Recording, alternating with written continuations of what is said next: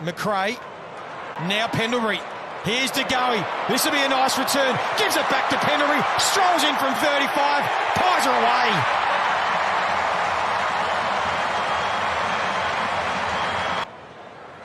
Scholl and now Rankin. Oh, he yes. did really well. Oh, yes. Look at him take them all on. He runs by 5 of them. He keeps going. He tells Dawson what he wants and then they miss the handball. Maynard, a bit of defending here, Collingwood, in the last 5 or 6 minutes, holding up well.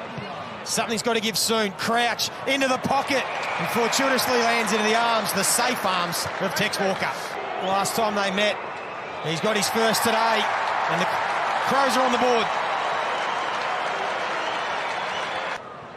Josh Dacos coming off his highest rated game of the season last week against West Coast, so they turn it over here and the Crows might make them pay. Rochelle sees a player slipping out the back in Cook. It was Nick Dacos that polled the 3 Brownlow votes last year. Pendlebury out of the stoppage for goal number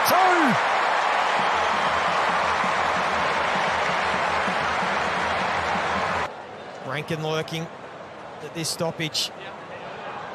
There's Jones. Here's Murphy, who gets to his favoured left. Can have a crack for goal. Clever finish. And then Curvis. With a slight fumble and probably not the give to go to the ruckman, who goes and turns it over. Pendlebury again. Another touch of pass, this time to DeGoey. He's missed the last 2 weeks, DeGoey. This will test out the groins. There's no problem with him anymore. He's got his first.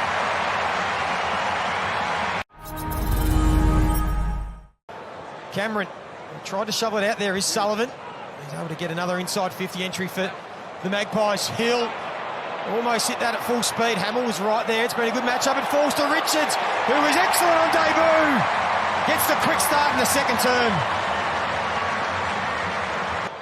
So Josh Dacos holding his width on that wing. Noble ran on hard from half back. Smith came forward to apply some sort of pressure and the extravagant dive from Schultz. He plays 100th next week against his former side in Perth. How good will that be? And he curls that back left to right. Faded it beautifully. Might eventually get to him, it does. Schultz drills it along the ground. And he meant the first one. He didn't quite get the bounce the second time round, but McInnes might mop it up anyway.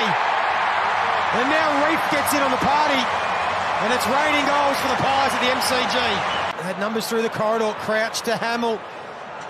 Rochelle has to sit under it. Murphy's going to stay down at ground level like a good small. Can he straighten? Instead he gives to Fogarty. Can they make it work? They do. And Adelaide now start to get some reward for effort. 2 on the trot. Himmelberg offers a lead. Rochelle. Proactive, Joey. More proactive inside their forward half. Sun's going to be in the eyes, but Rochelle in the box seat takes the mark. Walker this time has to go, and he did, and they got them queuing up in the corridor. Just has to pick the right option, Tex. He sees the longest and the best option in Murphy. Just has to be clean, has the support anyway, and they get the goal coast to coast. It's Scholl. He's dropped another one. He's let a couple slip. So here's the McInnes injury. He doesn't look great still out there, to be perfectly honest. So, And Joey, Reef McInnes is now out of the game. They have assessed him and he's out through concussion, which will pose the question about why he didn't come off a little bit earlier. But Sullivan heard the voice of DeGoey. Sharp handball into Noble. This will be fitting in game 100. Launches from 47. Well done, Johnny Noble. And they come to celebrate. And he's got options inside 50. Just needs to think his way through it. In the end, he goes towards Fogarty in the pocket, who had the height advantage on Quaynor. A good kick to advantage. And this kick for the modern-day player, a much higher percentage than it used to be. He screwed it back enough. He's got 2, and we're going goal for goal in the third term. Pops it into the pocket. DeGoey just reefs it away. I'm going to give him a high fend-off. Play on, spin, finish from Crisp. Davey Roden likes it. they need him up the field or do they need him for this kick inside 50?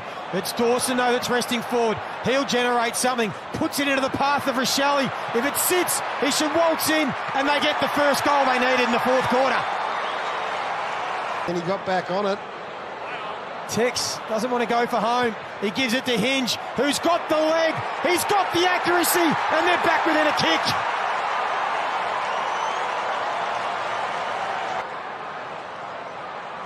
Rankin goes, unbelievable! That's what the superstar can do! He is a match winner, and the Crows are in front since the first time in the first quarter. Time slowly ticking away for them. Keys, his kick smothered. It might work for Harrison, who's clean, and they're off and running here. Crisp, this is the moment. He takes a bounce. Dawson giving great chase. He's got Nick Dacos in support. It's the right man you want. And he goes to the other man you want, DeGoey to put the Pies back in front. You just knew they would. Of course it was Rankin. Can he create something even more special in his final goal? They need a mark inside 50 or a crumb. The ball goes up. Quaynor, there's a whistle. There's been a whistle. That's a free kick, Adelaide. Going to go in. He's called him for running too far with the ball. He's called him for running too far, guys. It's going to be the 5th time in the last 6 meetings that it has been decided by 5 points or less. It is deja vu at the MCG. We have seen this story before. Hopefully it's just cramp for Rankin. He played one of the great games. But the Magpies, they do it again.